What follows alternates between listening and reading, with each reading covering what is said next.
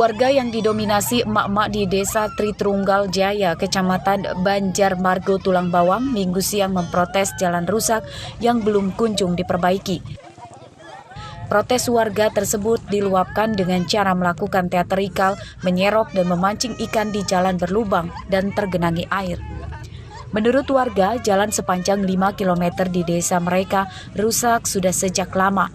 Padahal jalan ini merupakan akses menuju Pasar Induk Banjar Agung dan sebagai jalan penghubung dengan Kecamatan Penawar Aji, Meraksa Aji, Gedung Aji, dan Rawapitu.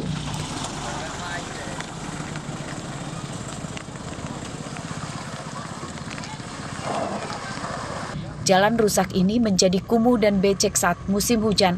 Saat musim panas, jalan menimbulkan debu tebal.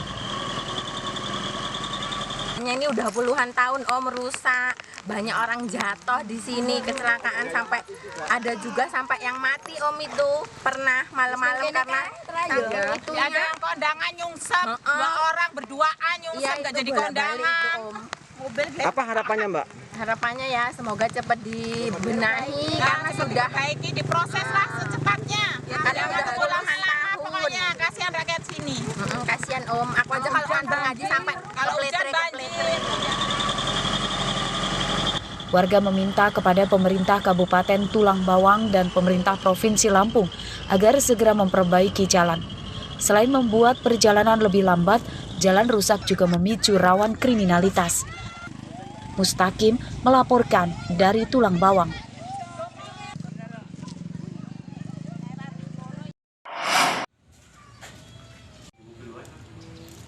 Polisi lalu lintas Polres Pringsewu Minggu siang menemukan satu bungkus sabu-sabu dari dua pemuda korban kecelakaan motor yang dievakuasi ke Rumah Sakit Umum Daerah Mitra Husada Pringsewu. Keduanya berinisial Aris Subakti dan Yopi Triyadi, warga Kota Agung, Tenggamus. Temuan narkoba tersebut berawal saat polisi menyelidiki kasus kecelakaan motor di Jalan Raya Pringsewu. Dari dalam bungkusan plastik yang dibawa keduanya, polisi menemukan narkoba yang disimpan dalam bungkus rokok.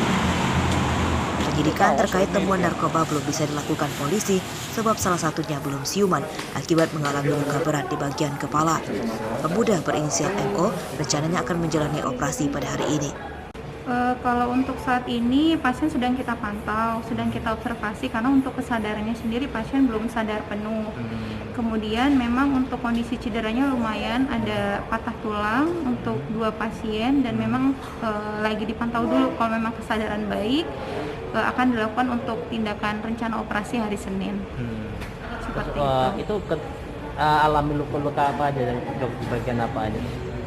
Yang pasti cedera di bagian kepala, kemudian bagian bahu dan bagian tangan.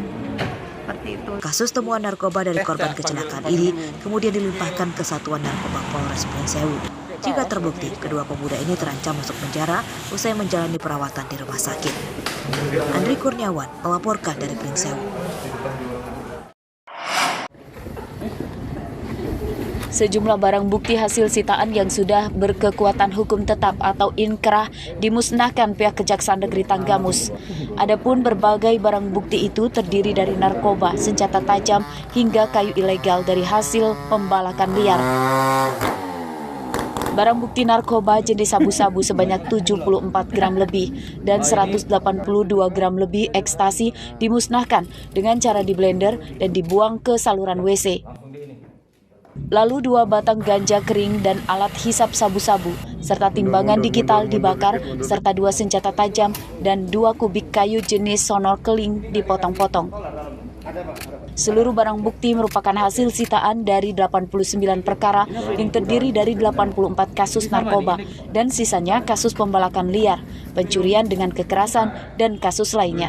Sepanjang 2021, pihak Kejari sudah memusnahkan barang bukti berbagai kasus sebanyak 3 kali. Alhamdulillahirrahmanirrahim, pagi hari ini kita telah melaksanakan acara pemusnahan barang bukti yang telah mempunyai kekuatan hukum tetap atau inkrah. Pemusnahan barang bukti juga dihadiri oleh Kapolres Tenggamus AKBP Satya Widaryadi dan Dim 0424 Tenggamus Letkol Armica Arruan, PLT Kepala Badan Narkotika Nasional Tenggamus Henderyadi, serta pejabat lainnya. Andri Kurniawan melaporkan dari Tanggamus. Kemudian 2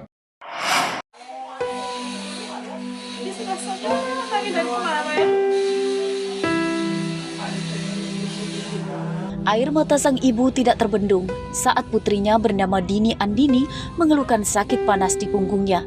Sang ibu pun menggusapnya dengan tangan agar sakit yang dialami putrinya dapat mereda.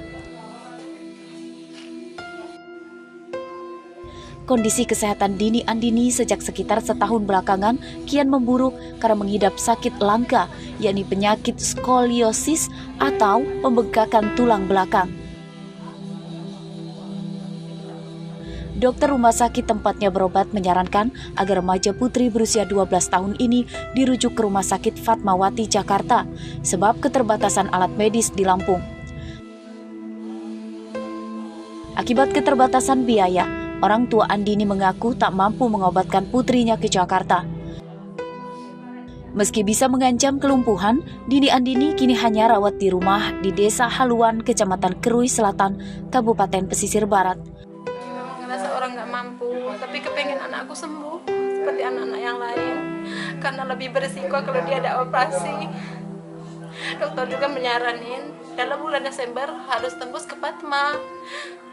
Makanya diangkat media kemarin karena kami betul-betul orang nggak mampu, Pak. Dinda Andini ini di diagnosa yang namanya bahasa ke dokternya itu kalau nggak salah skoliosis ataupun itu yang serupa pembengkokan tulang belakang ataupun tumbuhnya tulang tidak pada tempatnya.